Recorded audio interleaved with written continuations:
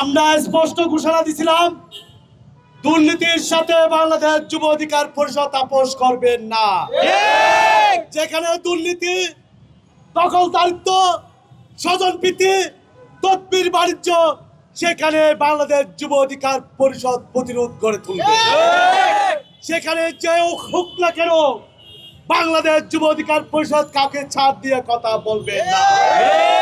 এখানে স্পষ্ট আমরা বলে এসেছি, যাদের বিরুদ্ধে দুর্নীতি প্রকাশ পেয়েছে, বিভিন্ন নিউজ হয়েছে এবং সামনে আরো দুর্নীতির তথ্য আসবে, তাদের বিরুদ্ধে দ্রুত অনুসন্ধান করে যেন ব্যবস্থা নেয়। শুধু তাই নয়, সুরঞ্জিত গুপ্ত যদি তার এর কাছে টাকা পাওয়ার কারণে মন্ত্রিত্ব চলে যায়, তাহলে যারা এখনো ক্ষমতার মসনদে বসে আছে তাদের এফএস এর ড্রাইভার নিয়ে তাদেরকে ওই চেয়ার ছাড়তে হবে। আজকে আরেকজনের নাম এসেছে, স্বাস্থ্য উপদেষ্টা এফএস ডক্টর মাহমুদুল হাসান। সে বর্তমানে রাশিয়ায় আছে। তার নাম কিন্তু কি পত্র পত্রিকায় কম এসেছে।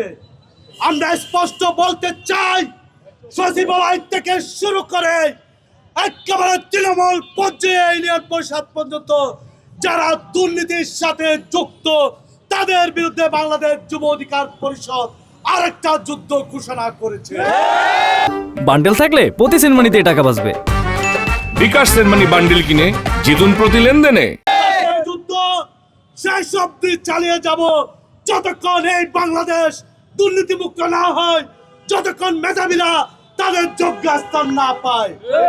আমরা সরকারকে হুঁশিয়ারি উচ্চারণ করে বলতে চাই, যারা দুর্নীতির সাথে জড়িত তাদের বিরুদ্ধে দ্রুত ব্যবস্থা নেন, এবং যারা ক্ষমতার মসনদে বসার সময় বলেছিলেন আমরা মাসে মাসে আমাদের সম্পদের হিসাব দিব, কোন অদৃশ্য কারণে সেই সম্পদের হিসাব এখন পর্যন্ত দেওয়া হচ্ছে না।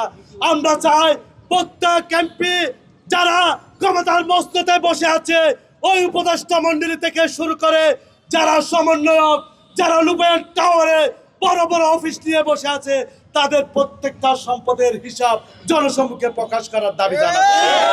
অতএব আমরা যদি আমাদের দাবি দাওয়া পূরণ না হয়, আমরা ওই সচিবালয় থেকে শুরু করে ওই যমুনা পর্যন্ত যাতে আমরা বাধ্য হব। আমরা যে আলটিমেটাম দিয়েছি তার মধ্যে যদি দুর্নীতিবাজদের যদি ছাঁটাই করা না হয়, তাদের বিরুদ্ধে আইনানুগ ব্যবস্থা না নেওয়া হয়, তাহলে আমরা পরবর্তী কঠোর কর্মসূচি দিব।